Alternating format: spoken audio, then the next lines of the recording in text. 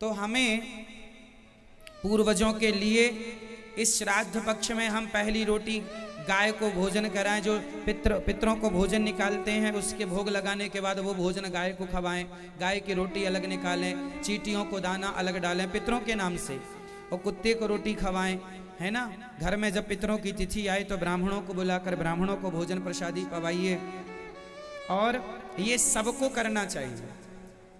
बाप, यदि आपका पिता जिंदा है तो बेटे को नहीं करना है, बाप ही करेगा। घर में पिता है तो पिता ही करेगा। जब तक बाप जिंदा है तो श्राद्ध इत्यादि का कर्म बाप ही करता है, पिता ही करता है।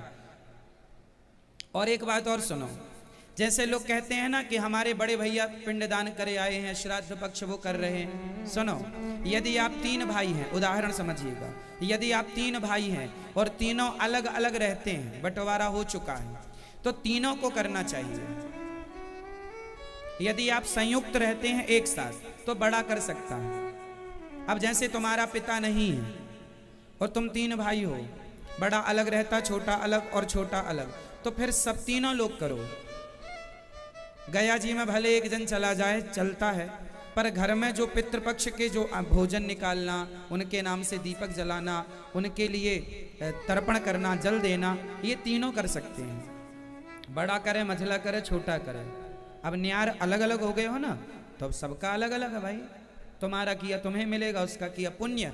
पितरों को पितृदान तर्पण करने से पुण्य की प्राप्ति होती है, और हमारे जल से, हमारे इस प्रसाद से उन्हें तृप्ति मिलती है। यहाँ पिंडदान किया कि आपके पूर्वजों के नाम से, तो आपके पूर्वज अभी वर्तमान में जिस समय, जिस योनि जहाँ हैं, उन्हें जिस चीज की जरूरत है उस रूप में वो पिंडदान उन्हें प्राप्त हो जाएगा। आपका किया हुआ यहाँ उन्हें उस रूप में मिलेगा, अभी उनको जिस रूप में जहां उनकी आवश्यकता है। ठीक है, मिलता है। इसलिए अपने पूर्वजों के लिए भागवत जी सबसे उत्तम साधन है।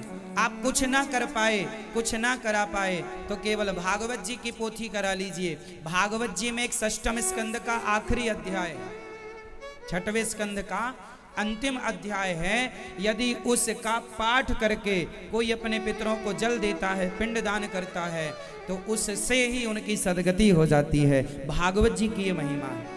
इसलिए जब भागवत जी का संपूर्ण पाठ कराते हैं तो सब कुछ हो जाता है। इसलिए भागवत जी की पोथी अपने पूर्वजों के लिए आप लोग करा सकते हैं। अपने पूर्वजों के लिए ये 15 दिन, 16 दिन अपने पूर्वजों को दीजिएगा। अब 16 दिन में एक दिन वो जो आपकी तिथि आएगी, एक ही दिन रहा,